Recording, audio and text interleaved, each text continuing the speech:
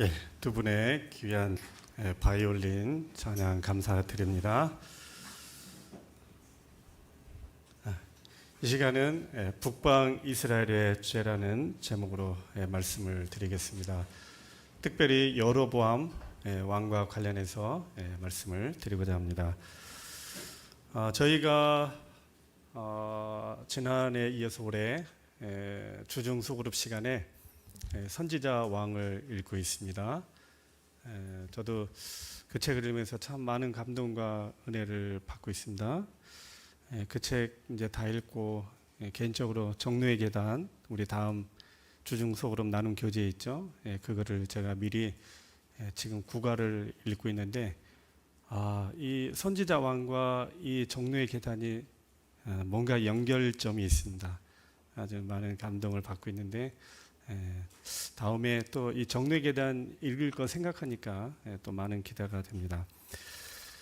북방 이스라엘, 특별히 이 열왕기상하, 그다음에 이 선지자 왕을 읽다 보면 참 자주 반복되는 이야기가 있습니다. 바로 이스라엘 백성들의 우상 숭배와 타락에 관한 이야기가 굉장히 많이 등장합니다. 하나님을 버리고 바알 숭배를 하며 각종 우상에 빠져들은 이스라엘 백성들과 이 왕들의 모습은 참으로 안타깝고 참 답답한 그런 마음을 느끼게도 합니다. 물론 일부 남방 유다 왕들이 하나님을 신실하게 믿고 하나님의 명령과 율법을 따라 종교 개혁을 일으키는 아주 훌륭한 왕, 선한 왕도 있지만 북방 이스라엘의 왕 대부분은 다 하나님 보시기에 악한 왕들이었습니다. 하나님을 배반하고 이방 나라의 잘못된 우상들을 끌어들여 높은 산에다가 산당을 세우고 그것에서 아주 타락한 우상 숭배를 행하기도 합니다. 그들은 결국 악을 저지르다가 하나님의 진노를 받아 국가적인 멸망을 피할 수 없어서 망하기도 합니다. 오늘 북방 이스라엘 왕들의 죄악을 살펴보면서 하나님께서 우리에게 주시는 기운들을 좀 생각해 보고자 합니다. 제가 읽겠습니다. 작은 글씨지만 여로보암이 에브라임 산지에 세겜을 건축하고 거기에 살며 또 거기서 나가서 부두회를 건축하고 그의 마음에 스스로 이르기를 나라가 이제 다윗의 집으로 돌아가리로다. 만일 백성이 예루살렘에 있는 여호와의 성전에 제사를 드리고자 하여 올라가면 이 백성의 마음이 유다 왕 된 그들의 주 르호보암에게로 돌아가서 나를 죽이고 유다의 왕 르호보암에게로 돌아가리로다 하고 이에 계획하고 두 금송아지를 만들고 무리에게 말하기를 너희가 다시는 예루살렘에 올라갈 것이 없도다. 이스라엘아, 이는 너희를 애굽 땅에서 인도하여 올린 너희의 신들이라 하고 하나는 베델에 두고 하나는 단에 둔지라. 이 일이 죄가 되었으니 이는 백성들이 단까지 가서 그 하나에게 경배함이더라. 그가 또 산당을 짓고 레위 자손이 아닌 보통 백성으로 제사장을 삼고 8째 달 곧 그 달 15째 날로 절기를 정하여 유다의 절기와 비슷하게 하고 제단으로 올라가되 베델에서 그와 같이 행하여 그가 만든 송아지에게 제사를 드렸으며 그가 지은 산당에 제사장을 베델에서 세웠더라. 네. 여러분, 이 내용은요, 북방 왕의 초대 왕 여로보암의 죄에 관한 내용입니다.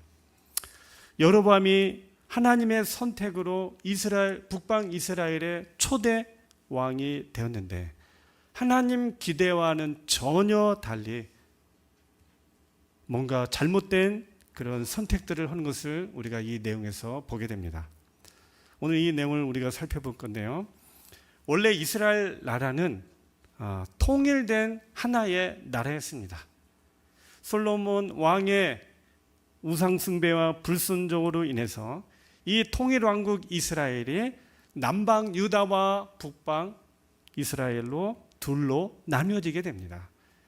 솔로몬 왕이 성전 공사 7년, 왕궁 건축 13년을 건축으로 인하여 백성들의 심한 노역으로 고달팠습니다.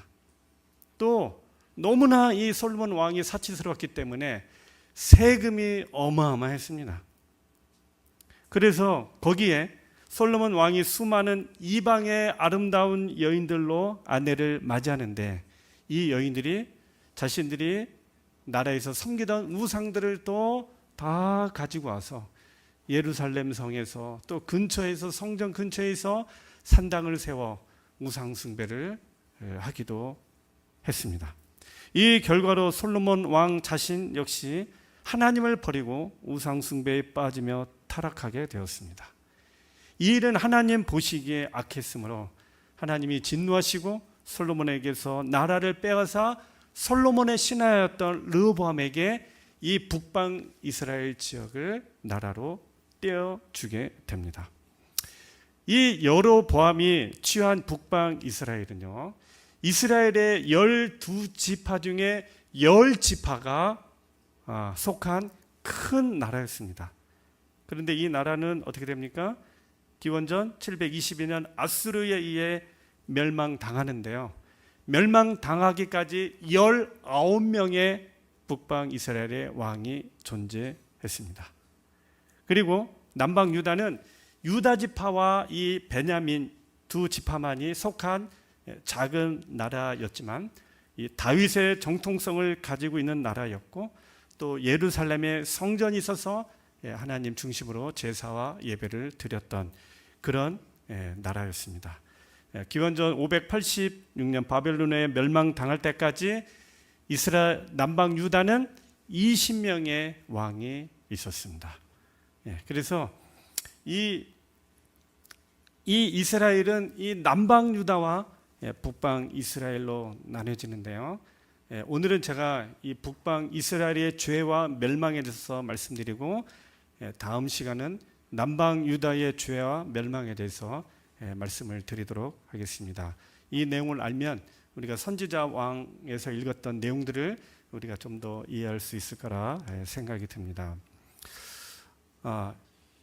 이 여로보암 왕이 북방 이스라엘의 초대 왕이 되면서요, 하나의 걱정거리가 생겼습니다. 인간적인 걱정에 빠지게 됩니다.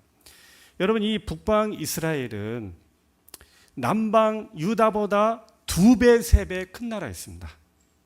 더 큰 나라의 왕이 되었고, 경제력으로도 비교할 수 없을 만큼 아주 남방 유다보다 우위에 있는 그런 위치에 있었습니다.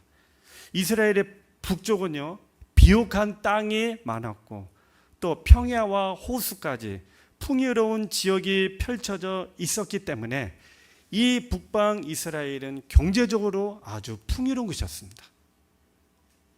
근데 반대로 남쪽은 산지와 사막이 대부분이었으며, 또 호수라고 있는 사이에는 물고기 한 마리도 없는 죽은 호수였습니다. 이 북방 이스라엘이 다 남방 유다보다는 좋은 것을 가지고 있었지만 딱 하나 부족한 게 있었습니다. 뭘까요?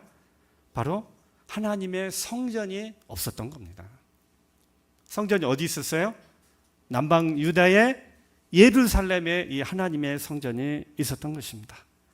그래서 많은 이스라엘, 북방 이스라엘 백성들이 제사를 드리고 예배를 드리기 위하여, 또 절기 때 희생 제사를 드리기 위하여 어디를 가야 돼요?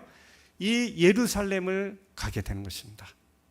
이것이 바로 여로보암에게 큰 걱정거리가 된 겁니다. 염려가 된 겁니다.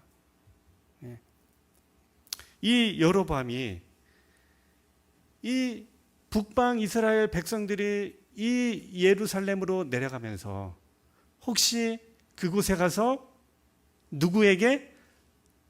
르호보암 남방 유다에게 마음이 기울어지면서 자기를 뭐 할까봐?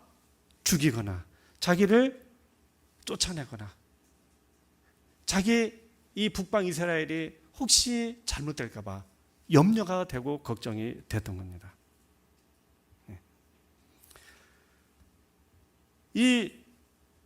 만약에 이 북방 이스라엘 백성들의 마음이 남방 유다로 기울어진다면 어떻게 이 왕국을 이끌어갈까 많이 고민이 되고, 고민을 한 끝에 하나의 이 좋은 생각을 내었는데 그것이 바로 금송아지를 2개를 만들어서 백성들에게 이 금송아지를 하나님처럼 섬기게 하는 것이 바로 여로보암의 생각이었던 겁니다. 2 금송아지를 만들어서 이렇게 말합니다. 예루살렘까지 올라가는 일은 너에게 너무 번거로운 일이다. 이스라엘 백성들아, 너희를 애굽에서 이집트에서 구해내신 신이 하나님이 바로 여기에 계신다. 우리 땅에도 있다. 이제 예루살렘까지 갈 것 없다. 이 금송아지가 너희 하나님이다 하면서 저 북쪽에는 단, 저 남쪽에는 베델에 2 금송아지를 세워놓고 너희의 하나님이니 이 금송아지를 섬겨라. 이렇게 종교 제도를 만들었던 것입니다. 여로보암은 백성들이 금송아지 앞에서 예배를 드리게 해서 결국 하나님께 드려야 할 예배를 우상숭배로 금송아지로 바꿔버린 것입니다. 여로보암은 하나님께 드리는 예배를 뭐를 위해서 쓴 거예요? 자신의 정치, 자신의 정권 유지를 위한 수단으로 이 우상숭배를 금송아지를 만들었던 겁니다. 여러분, 이게 하나님 보시기에 좋았을까요? 안 좋았을까요? 아주 큰 죄였죠. 엄청난 죄를 저지른 겁니다. 여러분, 하나님께서 여로보암을 왕으로 세우셨을 때 이런 말씀을 주셨습니다.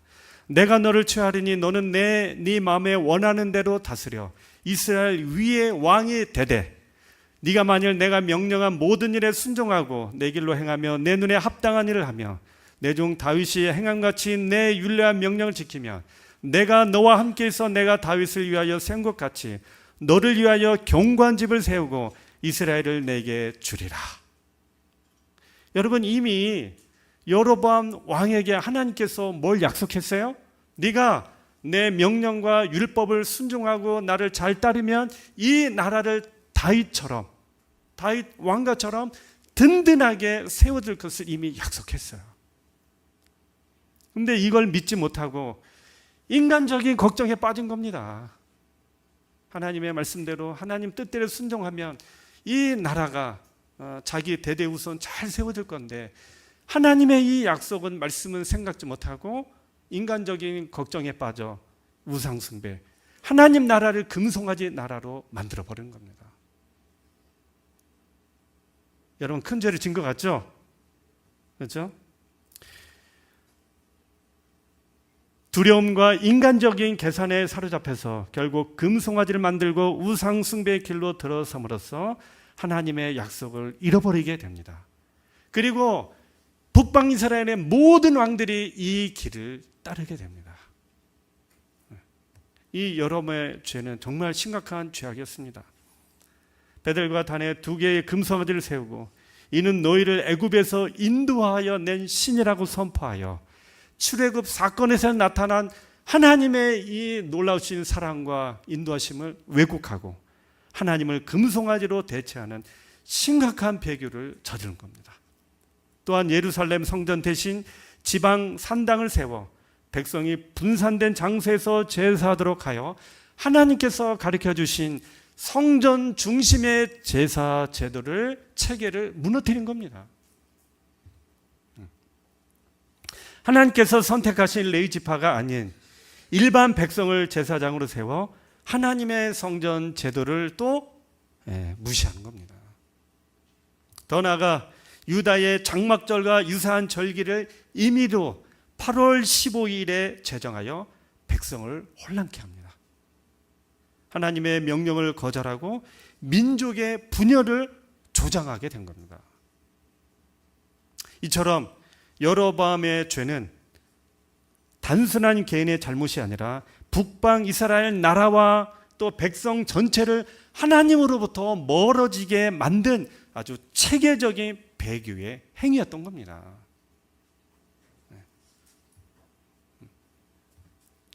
여러분, 왜 여로보암이 금송아지를 만들었을까요? 정치적으로 불안해서 그래요. 정치적으로. 북방 이스라엘을 다스리면서 백성들이 절기마다 예루살렘 성전에 갈 때마다 마음이 두려웠고 괴로웠고 어떤 일이 벌어질지 마음이 초조했던 겁니다. 자신을 죽일 거라고 생각했던 겁니다. 왕권 유지 목적을 위하여 이 금송아지를 담대하게 만든 겁니다. 대담하게 만든 겁니다. 이 당시 가나안 족속은요, 바알 우상 숭배를 했는데 바알의 형상이 있었어요. 그러나 이스라엘 백성들이 여호와를 섬겼기에 여호와 하나님은 형상이 없었습니다. 그래서 이걸 그냥 혼합을 해버린 거예요. 하나님을 형상으로 만들고 또 가나안 이방 민족들처럼 어떤 형상 앞에서 뭔가 신을 만들어 놓고 예배를 드리는 종교 혼합 정책을 썼던 겁니다. 이 금송아지를 통하여 하나님의 임재의 상징을 만들어 놓고 이 종교적 혼합 형태를 만들어서 이 백성들을 뭐 했습니까? 신앙적으로 정신적으로 혼란하게 만든 겁니다. 여로보암의 이런 죄는 하나님께서 가장 미워하는 죄가 되었고 또 하나님께 버림을 받게 되었습니다. 하나님을 의지하며 신뢰했으면 그의 자손들이 대대로 왕이 되고 왕의 지위가 견고하게 되었을 텐데 이 금송아지로 하나님을 대신하였다가 아들의 때에 가서 아들이 이제 왕위를 이어받는데요. 그때에 가서 온 가족들이 다 죽임을 당하게 됩니다. 한 명도 남지 않고 다 죽게 됩니다. 국가적인 배도와 우상숭배를 조장하여 자신의 왕권을 유지하려다 그만 몰살되는 비참한 결과를 당하게 됩니다. 이런 하나님 나라를 이런 나라로 만들어버린 겁니다. 우상숭배가, 바알숭배가 아주 들끓는 그런 이상한 나라를 누가 만들었어요? 여로보암 왕이 만들어버린 겁니다. 여러분, 이 북방 이스라엘 왕이나 남방 유다의 왕은 이 나라의 주인은 누구시다? 하나님이라는 사실을 알고 신정 정치를 해야만 했는데 그 하나님에 대해서는 전혀 개의치 않고 자신의 정권, 자신의 왕궁, 자신의 나라를 만들다가 이런 엄청난 죄를 저지르게 된 것입니다. 여로보암의 실패 원인은요, 이 하나님은 여로보암이 솔로몬과는 달리 하나님을 잘 섬기는 왕이 되기를 기대했습니다.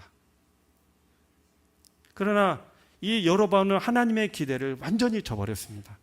그는 금송아지를 숭배하는 북방 이스라엘을 건설했던 겁니다. 북방 이스라엘의 왕 여로보암은 이런 상황에 대해서 자신이 정치적으로 불안하고 자신의 이 왕으로서 인정받지 못하고 백성들이 남방 유다에 가서 예루살렘에 가서 절하며 제사를 드리고 돌아오는 이런 상황에서 불안하고 자신의 정치적 입지가 약했으면 누구에게? 하나님께 지혜를 구하고 하나님께 이 일을 물으면서 자신이 어떻게 해야 될지를 그가 하나님께 간구를 했어야만 됐습니다.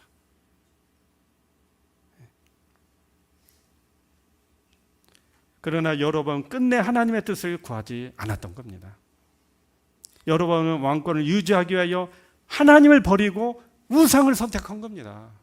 금송아지를 바로 하나님으로 선택한 겁니다.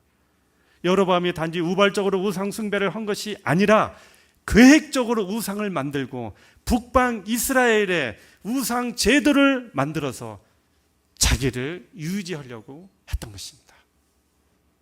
그 후에 북방 왕들은요, 하나같이 다 악한 왕들이고 하나같이 우상 숭배에 빠져들게 됩니다.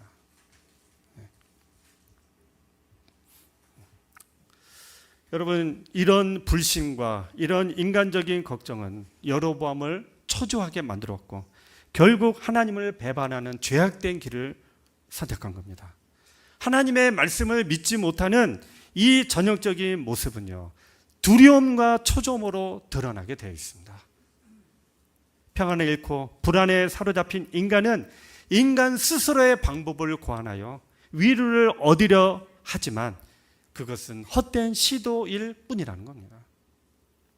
금송아지를 만든 여로보암의 행동 속에서도 이러한 초조함과 두려움을 볼 수 있는데 그 근저에는 불신앙이 자리 잡고 있는 것입니다.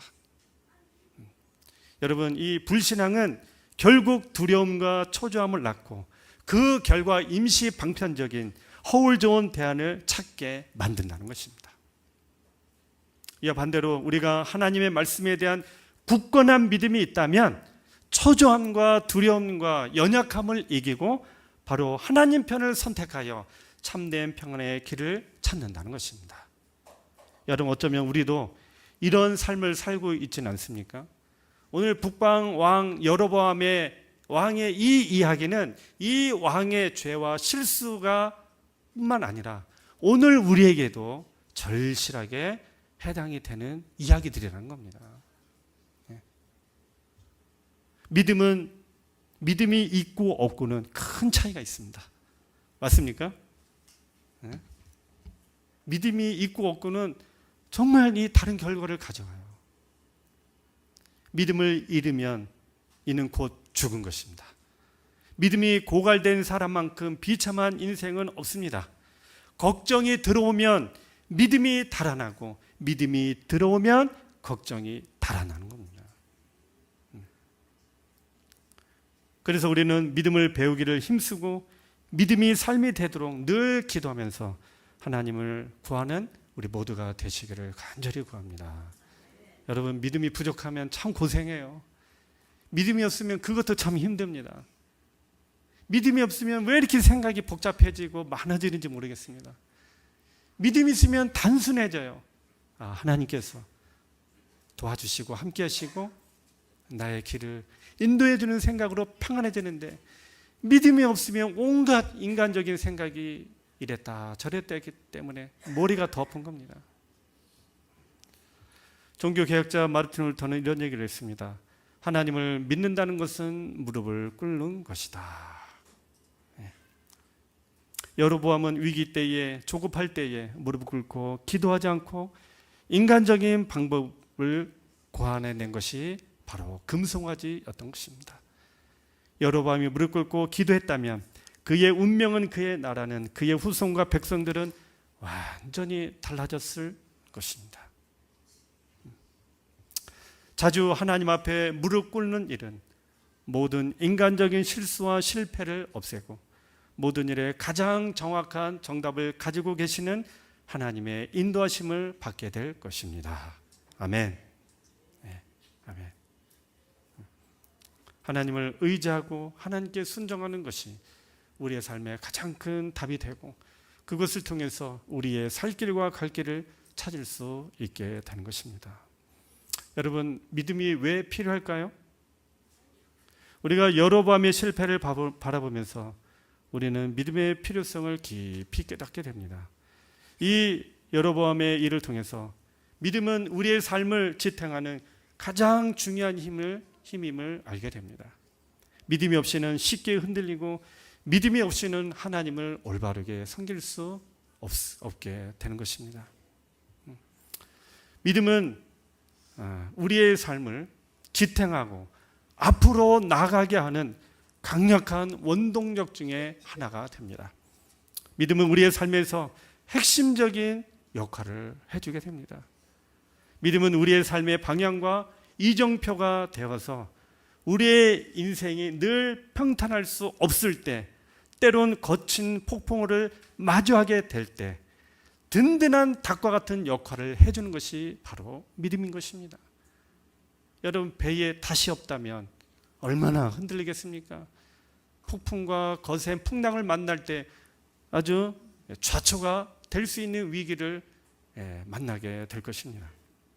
믿음은 우리의 삶의 나침판이 되어 어디로 가야 할지를 알려주게 됩니다.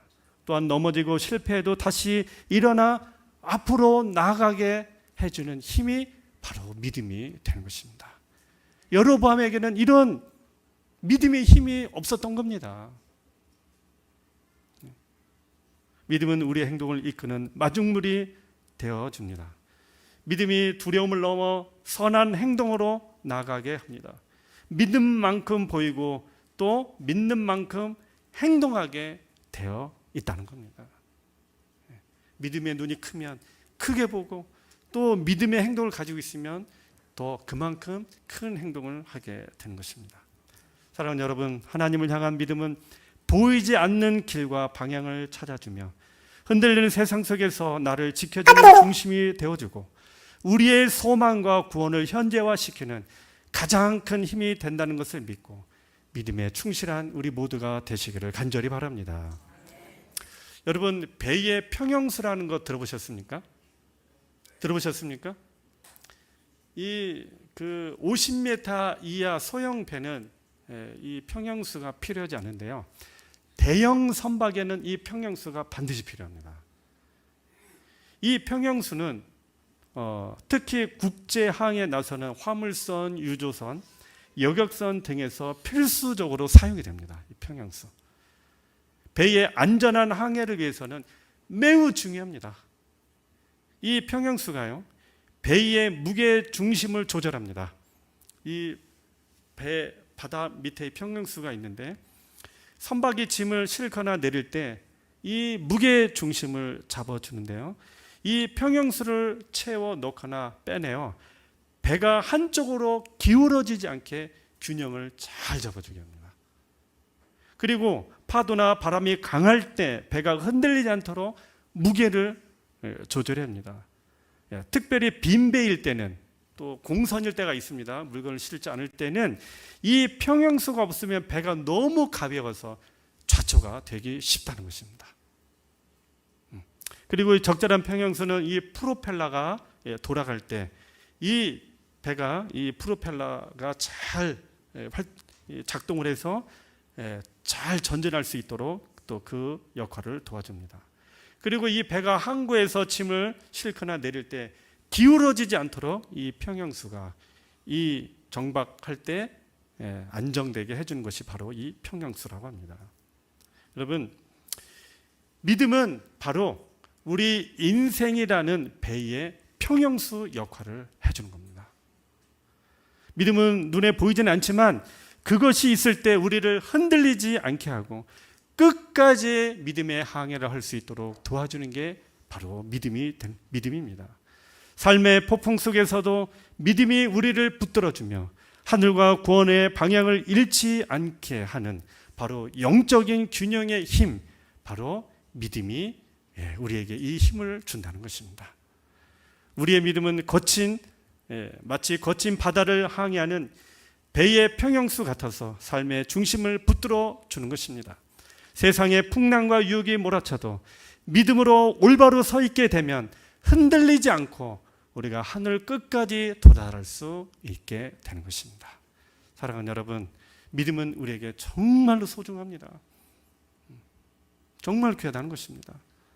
나이팅게일은 이런 말을 했습니다. 믿음이 없는 삶은 사막과 같다. 사막. 믿음이 없으면 메마르고 삶의 생명력과 희망이 사라지는 겁니다. 사막은 물이 없고 생명이 자라지 못하는 것입니다. 마찬가지로 믿음이 없는 사람은 내면이 건조해지고 또 삶의 목적을 잃어버리게 되는 것입니다. 믿음은 바로 우리에게 중요한 영혼의 생명수임을 기억하고 여러분, 믿음 자라기를, 믿음을 소유하기를, 믿음의 뜨겁기를 간절히 구하며 사는 우리 모두가 되시기를 간절히 바랍니다. 믿음이 없다면 우리는 아무것도 이룰 수 없다고 헬렌 켈러가 말합니다. 믿음은 행동의 원동력입니다. 불확실한 현실 속에서도 하나님의 가능성을 붙드는 용기를 갖게 하는 것이 바로 믿음인 것입니다. 여러분, 믿음 있는 사람들은 용기가 있어요, 없어요? 용기가 있어요. 용기가 있어요.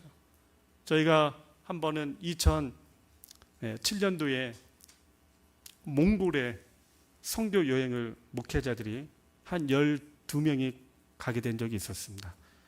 그런데 이 여행사의 실수로 표가 잘못돼가지고 표를 다시 끊게 되었는데 표가 없다는 겁니다. 표가 없다는 겁니다. 몽골에 갈 수 있는 표가 없다는 겁니다. 그래서 우리는 다 끝났다, 이제 못 간다, 몽골에 가지 말고 대만으로 현실적인 대안을 내놨는데 우리 대장 한 목사님만큼은 갈 수 있다는 겁니다. 하나님께서 분명히 길을 열어주신다는 겁니다. 그런데 한편으로는 못 간다, 표가 어디 있느냐. 그런데 떠나기 일주일 전에 여행사에서 전화 왔어요. 베이징으로 해서 가는 우회편이 있습니다. 그거라도 가시겠습니까?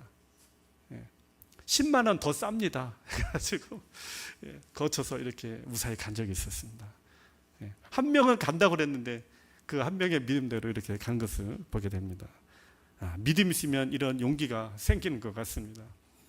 두려움은 수백 개의 눈을 가지고 있어 당신의 마음을 괴롭힌다. 사람은 두려움 있는 곳에 행복은 없다. 두려움이 나를 망친다. 그랬습니다. 여러분, 이 믿음, 이 반대말은 두려움입니다.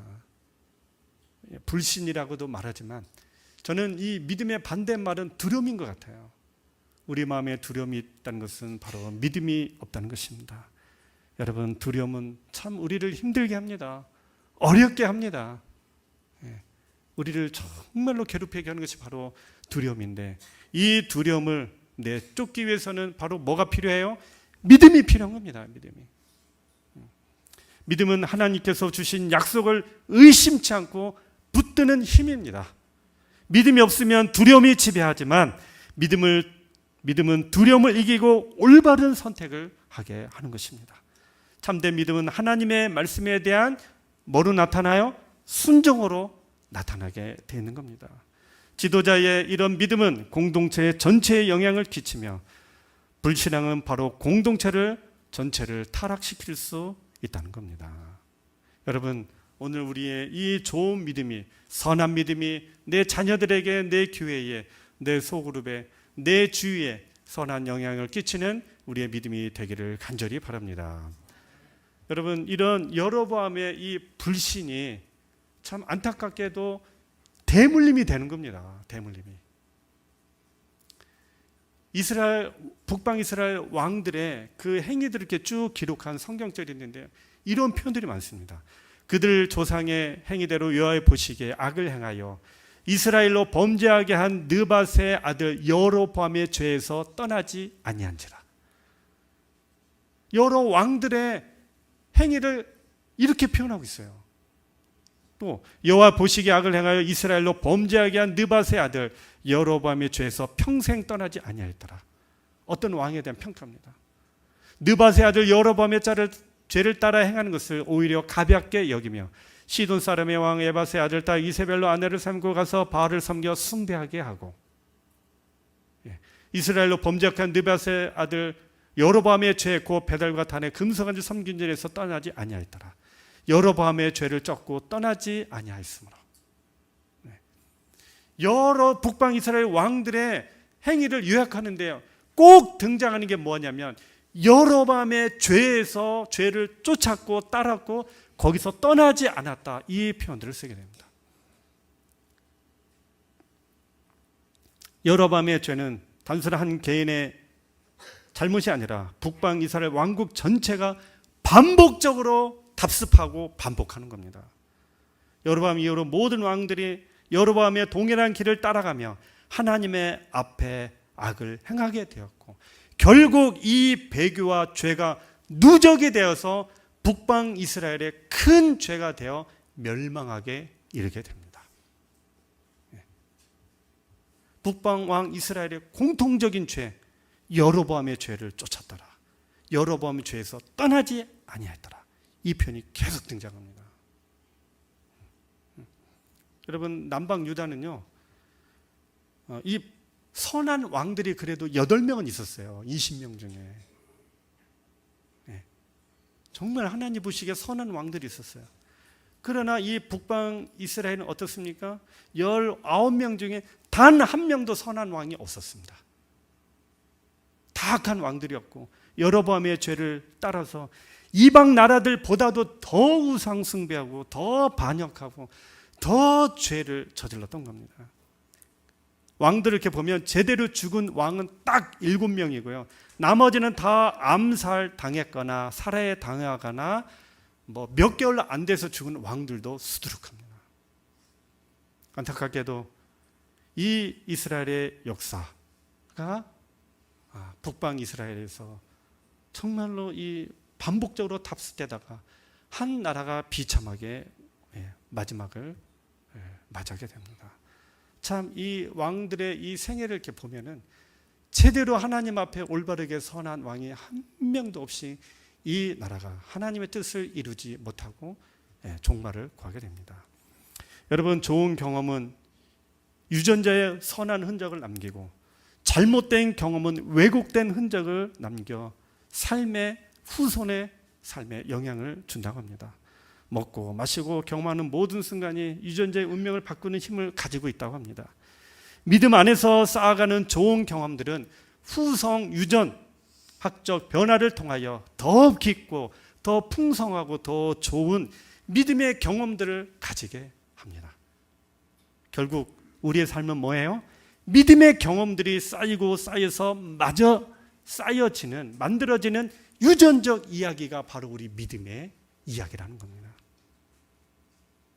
여러분, 이 이야기는 세대를 넘어 계속 이어진다는 것을 알고 우리의 믿음이, 우리의 좋은 경험이, 우리의 좋은 품성이 우리 후손들에게 계속 전달되는 것입니다.